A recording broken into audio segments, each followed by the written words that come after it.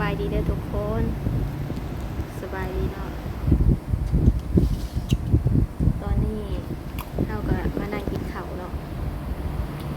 อาจจะว่าคอยเนี่ยเพราะว่าโมเขาเจ้านอนอยู่เนาะแต่ว่าเอาหิวข้าวแล้วเขาเจ้ากินกับเพื่อนเขาเศร้ากับตอนเที่ยงเพื่อนเนาะแต่ว่าจะสีมายังปรับตัวยังบ่ได้ต้องกินข้าว9 โมงตอนนี้ก็9 โมงแล้วนะ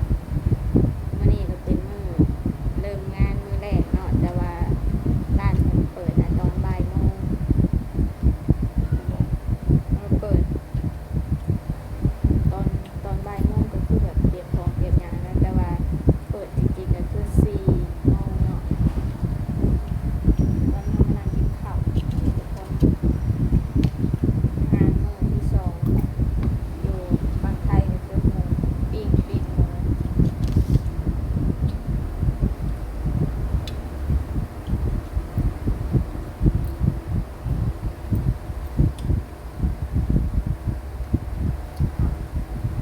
เขาเนาะคือเขาอะไรเนาะเป็นยังไงกันสู่เนาะเพื่ออยากกลับก็ต้องมีค่ารถก่อนเนาะมีค่ารถกลับ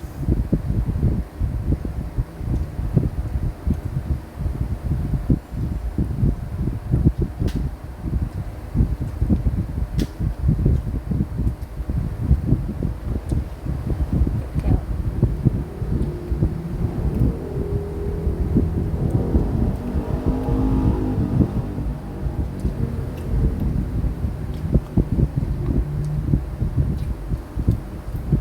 หมู่เฮ็ดงานได้ยังบ่ทันตื่นเนาะแต่ทั้งนี้หิวข้าวกันแล้วขาบ่ไหวที่จริงอะกินจุกับเพิ่นแน่นอนเลยเนาะกินน้ำเพิ่นแต่เขาหากว่าเลิกงานมานี่ชื่อมากินก่อนหิวเนาะโอ้โหได้ยินเสียงดูเนาะไอ้บอกค่อยๆเนี่ยพระเจ้ายังนอนอยู่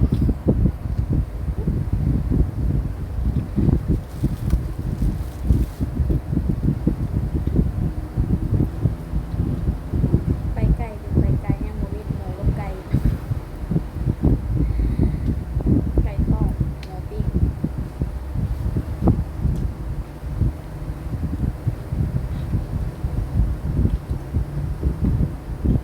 ใครบ้างเบอร์ยัง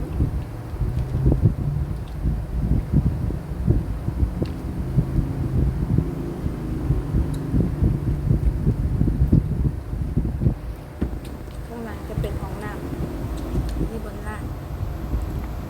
อยู่นี่แล้วก็พัดอยู่นี่เนาะพัดลมอยู่พัดลม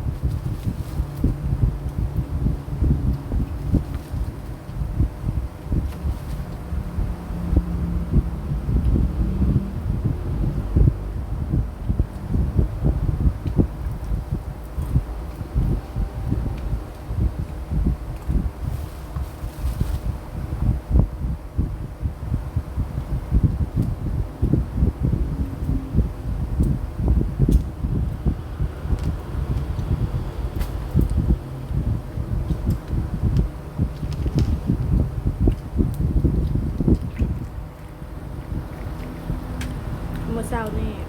FC ทักมาถามนะว่าเป็นจังไดนอนคืนแรกหลับเนาะหลับปานตายเลยเมื่อยเดินทาง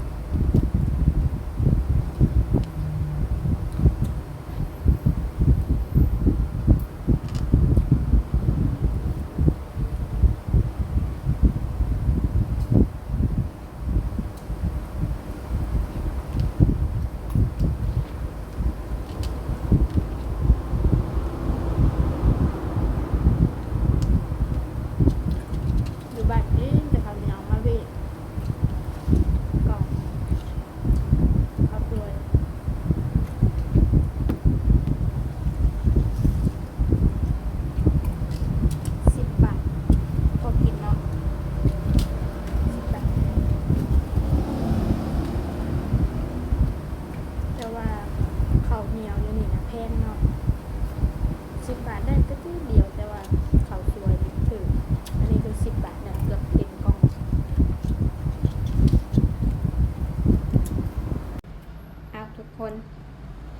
ข้าวกินน้ำแล้วก็สสีก็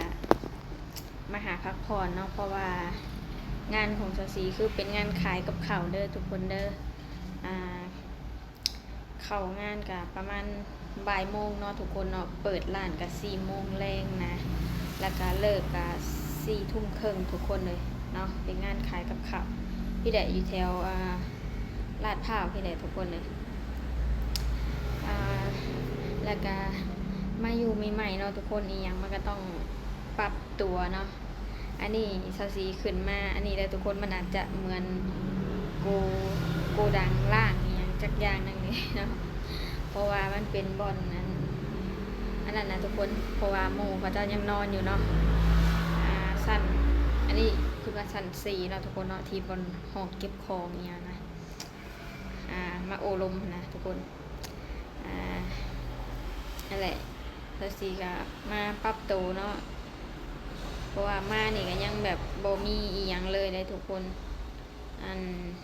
คือแบบอยู่กินกับเพิ่นอยู่เนาะแต่ว่าห้องก็เพิ่นก็มีให้ฟรีเนาะทุกคนเนาะก็ดีเนาะทุกคนเนาะงานที่พ่องานแบบว่ากินอยู่กับเพิ่นนะเนาะและก็อีหยังที่ขาดในก็ FC ก็โอนมาช่วยเบื้องต้นแล้วทุกคนเลยแต่ก็ยังบ่ได้ทั้งเบิดหรอกเฮาก็ทยอยซื้อไปทีละเล็กทีละหน่อยเนาะของเพราะว่าการที่มาครั้งนี้ก็เปรียบเหมือนกับการนับหนึ่งใหม่เลยเนาะทุกคนเนาะเพราะว่าก่อนนั้นนี่ก็ซาซีก็เคยเห็นงานร้านอาหารเนาะ7 ปี 8 ปีทุกคนแล้วก็กลับไปอยู่บ้านกับประมาณปี 4 เดือนเนาะพอกลับไปอยู่บ้านนะทุกคนคืออย่างที่เห็นไงทุกคนเลยขั้นแบบพออยู่พอกินนี่มันก็พอโอเคอยู่เนาะแต่พอเขาจะสั่งสานั่นสั่งสานี่แบบคล้ายๆเขาอยากลงทุนนะทุกคนมันต้องใส่งบเนาะต้องใส่งบอะไรที่นี่งบเขาหาแต่ละมือแต่เว้นเขาก็พอได้แต่กินนะมันก็เลยโบลงโตเนาะนั่นแหละจำเป็นต้องแบบหว่านเข่าอย่างแล้วก็คือมาทำงานเนาะตอนแรกก็ว่าจะมาแบบจังไดลองขามมาไทยบ่มาเที่ยวมาหาไทยคลิปลองเบิ่งเนาะเพราะว่าซาซีก็เฮ็ดทางออนไลน์อยู่แล้วทุกคนเลยทาง Facebook YouTube เนาะก็ฝาก FC ไปเป็นกำลังใจให้ในเด้อเนาะทุกคนทาง Facebook กับซีสาวบ้านสวนเนาะทุกคนเนาะผู้ติดตามกับพออันนั้นอยู่ทุกคนเลยทาง YouTube ก็เห็นมาหลายปีแล้วทุกคนเลยแต่ว่ามันก็อันนั้นเนาะเพราะว่าเฮาก็บ่ได้ออกไปเฮ็ดอีหยังเลยเนาะทุกคนเฮาก็ชีวิตแบบบ้านๆเฮาแบบนี้เนาะนั่นแหละเอามารอบนี้ก็สู่จะตั้งเนาะทุกคนเนาะเป็นจังไดก็สำหรับนับหนึ่งใหม่เนาะมันแบบว่าเวแล้วทุกคนเนาะเอาเป็นจังใดกะมีคำถามใดกะเม่นมาได้เด้อทุกคนเนาะอยากถามมียังหรือว่าซาซีเป็นอยู่จังใดกะถามมาได้เดี๋ยวซาซีมีเวลาเนาะเดี๋ยวก็จะมาตอบให้ทุกคนเลยแต่ว่าอาจจะบ่ได้หลายบ่มีเวลาหลายปานใดเนาะเพราะว่าเขาก็ต้องเฮ็ดงานเนาะทุกคนเนาะ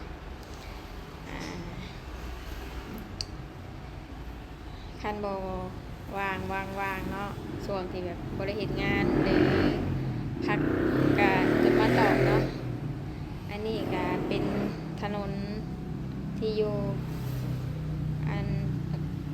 ร้านนะทุกคนร้านอยู่ติดถนนมันก็เลยแบบเสียงดังหน่อยนึงเนาะคือแบบเปิดร้านอยู่หันกะเขาก็พักอยู่หันอย่างสินะใครเนี่ยแต่มันอยู่กับทีเลยเนาะทุกคนเนาะบ่ได้แบบนั่งรถไปไกลเนาะจากร้านบอนทีเขาขายกับเขาเนาะกับเขาก็เป็นสไตล์แบบไดน้องสีเนาะก็คือแบบเป็นพวกสเต็กเนาะแล้วก็แบบเป็นพวกบาร์บีคิวแบบพวกใส่กรอกอย่างสินะทุกคนเนาะแล้วก็เป็นหลักๆก็คือสเต็กอะไรทุกคนแบบเป็นแฟรนไชส์เนาะแบบดังๆนะทั้งซาซีว่าคือซื้อขึ้นมา FC ก็คือจะหูเนาะแบบว่า ชื่อนะก็คือสเต็กลุงหนวดเนาะทุกคนเนาะเพิ่นก็ได้แฟนซายมาเนาะกาซื้อนี่ก็ FC ก็คือจะฮู้เนาะดังทั่วประเทศอะไรทุกคนในไลน์คนก็ฮู้นะสเต็กลุงหนวดเนาะนั่นแหละกาเป็นจังไดก็สู้เราทุกคนได้มาแล้วจะกลับงูกลับมันก็ คือจะบ่ได้เลยแหละฟังเบิ่งแบบอันช่วงเกี่ยวข้าวเกี่ยวน้ำนี่เนาะทุกคนเนาะว่าจะเป็นจังใดคันพอได้เงินงานมันพออยู่ได้เนาะเงินมันดีเฮาก็อาจจะฝากเมื่อจ้างเอาเนาะทุกคนเนาะคันแบบอันนั้นก็เบิ่งฟังเบิ่งสถานการณ์ตัวจริงเนาะว่าจะเป็นจังไดเนาะทุกคนเนาะเอาสสีก็มาโอ้ล้มน้ำ FC เพียงเท่านี้แหละทุกคนก็จะปิดคลิปแล้วแหละเนาะเพราะว่าใกล้อันเข้างานแล้วทุกคนเลยใกล้เข้างานเตรียมงานแล้วฝากทุกคนเป็นกำลังใจให้ในเด้อเนาะกดไลค์กดแชร์กดติดตามเนาะเพื่อเป็นกำลังใจให้สาวสีต่อๆไปให้แหละทุกคนเลยเอาสำหรับคลิปนี้ก็ขอตัวลาไปก่อนเด้อบ๊ายบายเด้อสบายดี